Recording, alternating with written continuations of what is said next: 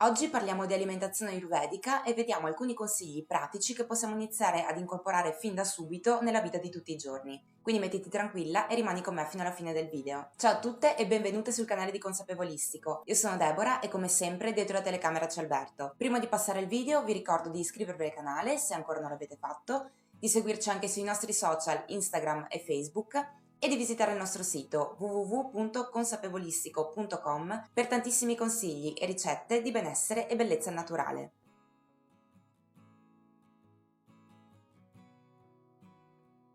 Nel video di oggi vediamo alcuni consigli per incorporare i concetti ayurvedici alla nostra alimentazione quotidiana. Innanzitutto, secondo l'Ayurveda, i cibi, non sono soltanto sostanze che introduciamo nel nostro corpo, ma sono veri e propri elementi che vanno a nutrire corpo, mente e spirito, trasferendoci le loro qualità e la loro energia. L'alimentazione ayurvedica si basa fondamentalmente sulla scelta degli alimenti adeguati in funzione ovviamente dell'individuo e del momento, che devono essere assunti nella quantità corretta. Partiamo dal primo concetto fondamentale perché secondo l'Ayurveda tutte le sostanze, quindi compresi il nostro organismo e i cibi che assumiamo, sono formate dai 5 elementi fondamentali, quindi etere, aria, fuoco, acqua e terra. La predominanza di uno di questi elementi dona qualità particolari e azioni specifiche ai cibi ed è proprio in base a questo concetto che ad esempio quando andiamo a mangiare un alimento in cui predomina l'elemento fuoco, questo andrà a aumentare il fuoco che è naturalmente presente all'interno di noi seguendo il principio secondo cui il simile aumenta il simile. Questi 5 elementi compongono anche le 3 energie Vata, Pitta e Kapha, che sono i dosha responsabili di generare un equilibrio unico e speciale per ogni persona. Questi 3 dosha sono presenti in tutti noi, però in proporzioni diverse, e questo è un fattore appunto che va a generare quella particolare bioindividualità che ci differenzia l'uno dall'altra.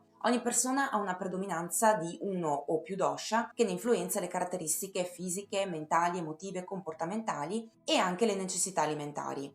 Quindi di conseguenza l'alimentazione ayurvedica dovrà essere pianificata in funzione del proprio dosha dominante, andando a rispettare le caratteristiche che possono mantenerlo in equilibrio e prestando invece attenzione ovviamente alle tendenze che possono portarlo allo squilibrio. Le costituzioni con predominanza di Vata hanno una natura tendenzialmente secca e fredda e quindi per controbilanciare queste caratteristiche l'alimentazione dovrebbe essere preferibilmente ricca di cibi più dolci, caldi e densi, dando invece meno spazio a quelli più crudi, secchi e freddi. Le preparazioni ideali per Vata sono quelle sicuramente cremose, umide, in formato di zuppa, ed è molto importante masticare bene i cibi per favorire la digestione, che per questo dosha purtroppo tende ad essere un pochino variabile. Alcuni alimenti che possono aiutare a mantenere Vata in equilibrio sono ad esempio mango, banana, avocado, uva per quanto riguarda la frutta, o ancora zucchine, patate dolci, carote, zucca, barbabietole per quanto riguarda la verdura, avena cotta, riso, amaranto o quinoa per i cereali e sicuramente noci e semi oleosi di tutti i tipi. Le costituzioni con predominanza di pitta hanno generalmente una natura che è più umida e calda e quindi per controbilanciare queste caratteristiche l'alimentazione dovrebbe essere preferibilmente ricca di cibi più rinfrescanti, dolci, crudi e amari, dando invece meno spazio a quelli più caldi, acidi e piccanti. Alcuni alimenti che possono aiutare a mantenere pitta in equilibrio sono ad esempio melone, uva, anguria, albicocche, pere e cocco per quanto riguarda la frutta, o ancora broccoli, carciofi, cavoli, cavolfiori, cetrioli, tutte le verdure a foglia verde per quanto riguarda appunto la verdura, o ancora avena, riso basmati, farro, orzo, quinoa per i cereali, piselli, ceci, fagioli e lenticchie per quanto riguarda i legumi, e mandorle, semi di zucca e di girasole per quanto riguarda le noci e i semi oleosi. Le costituzioni con predominanza di Kapha hanno una natura tendenzialmente fredda, umida e pesante e per controbilanciare queste caratteristiche l'alimentazione dovrebbe essere preferibilmente ricca di cibi più leggeri, secchi, piccanti e sicuramente stimolanti, dando invece meno spazio a quelli più pesanti, umidi, dolci e untuosi. Alcuni alimenti che possono aiutare a mantenere Kapha in equilibrio sono ad esempio mele, ciliegie, mirtilli, pere, pesche o melograni per quanto riguarda la frutta. Per quanto riguarda la verdura, broccoli, cavoli, cavolfiori, anche qui verdura a foglia verde, cipolle, peperoni, melanzane, ravanelli o sedano. Per quanto riguarda i cereali, ad esempio riso basmati, grano saraceno, segale o miglio, tutti i legumi in generale, sempre con moderazione, e invece per quanto riguarda i semi oleosi sono particolarmente di aiuto quelli di chia, lino, zucca e girasole da consumare sempre in modo sporadico. Oltre a tenere in considerazione la bioindividualità della persona in funzione quindi del suo dosha dominante, la dieta ayurvedica si basa anche su altri principi fondamentali che devono essere sempre rispettati, questo indipendentemente dalla propria costituzione. Il primo punto fondamentale è mangiare solo quando è terminata la digestione del pasto precedente per non andare a sovraccaricare il nostro sistema digestivo. Questo significa che sarebbe bene quindi evitare di fare spuntini nel mezzo, tenendo presente che il pranzo dovrebbe essere sempre il pasto principale della giornata, perché è il momento in cui il nostro fuoco digestivo è al massimo della sua attività, esattamente come il sole. Bisognerebbe mangiare solo se si sente fame reale, quindi che non è da confondere con quella emotiva, e possibilmente in un ambiente tranquillo, concentrandosi sul pasto senza altre distrazioni. Un altro punto importante riguarda la quantità di cibo, che deve essere adeguata perché,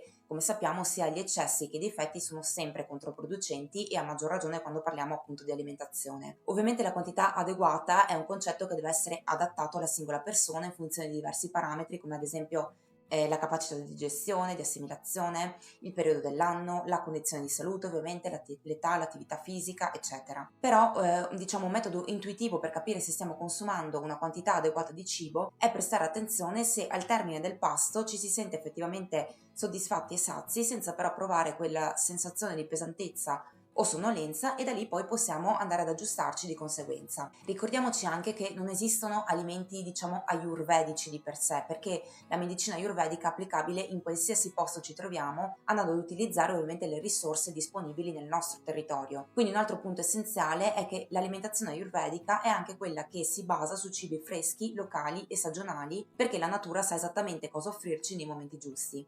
Questo concetto è ancora più importante da tenere presente al giorno d'oggi, perché spesso ci si ritrova a consumare alimenti fuori stagione per via della disponibilità illimitata e costante di cibi tutto l'anno, per cui abbiamo un po' diciamo perso di vista l'importanza della stagionalità degli alimenti. Quindi questo concetto è davvero importantissimo da tenere in considerazione. Seguendo questo stesso filone, per gli stessi motivi l'Ayurveda sconsiglia di consumare spesso cibi preparati più di 24 ore prima, in modo da assicurarci di assumere alimenti che siano vivi, carichi di energia e con tutti i loro nutrienti ancora intatti.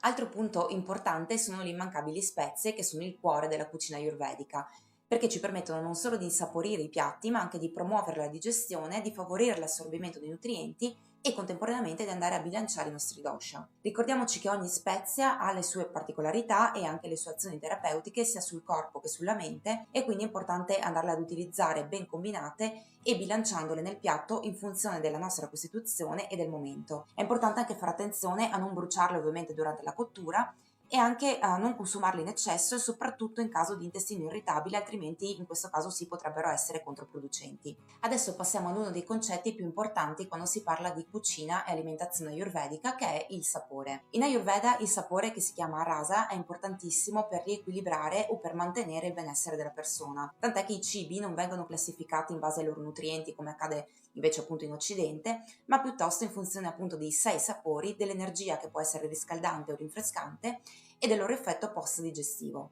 Come sappiamo, la digestione inizia nella bocca e grazie alla percezione dei 6 sapori, quindi dolce, acido, salato, piccante, amaro, astringente, le papille gustative e altri ricettori vanno a decodificare l'informazione e ad inviare un segnale che prepara gli organi digestivi a svolgere appunto il loro lavoro. Un buon pasto, secondo l'Ayurveda, dovrebbe comprendere tutti e 6 sapori per favorire il benessere dell'organismo, senza ovviamente alterare i dosha e offrendoci contemporaneamente una reale sensazione di soddisfazione. E ovviamente utilizzare le giuste spezie è sicuramente un buon metodo per riuscire ad incorporare tutta la gamma dei 6 sapori in ogni pasto, oltre ovviamente ad apportare altre qualità proprie della singola spezia utilizzata. Ogni sapore influenza i 3 dosha in modo diverso, per cui ora andiamo a vedere brevemente come si comportano, insieme anche ad alcuni esempi per diciamo un po' tradurre tutti questi concetti dal punto di vista pratico. Partiamo dal sapore dolce, che ha un effetto calmante, riconfortante, che soddisfa il corpo e la mente. Equilibra vata e pitta e invece aggrava kapha.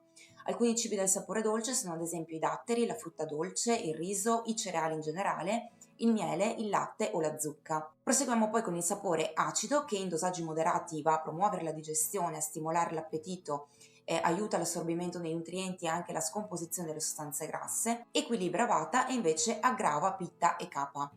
Esempi di cibi dal sapore acido sono tutta la frutta acida, l'aceto e i cibi fermentati. Il sapore salato, se non consumato in eccesso, stimola il fuoco digestivo, produce un leggero effetto lassativo ed è importante perché mantiene l'equilibrio elettrolitico. Va ad equilibrare Vata, invece aggrava Pitta e Kapha, e ne sono un esempio le alghe e tutti i vari tipi di sale che andiamo ad utilizzare normalmente per condire le nostre pietanze. Il sapore amaro depura e purifica sia la mente che il corpo e soprattutto il fegato, drena i liquidi e promuove l'eliminazione delle tossine. Va ad equilibrare Pitta e Kapha e invece aggrava Vata.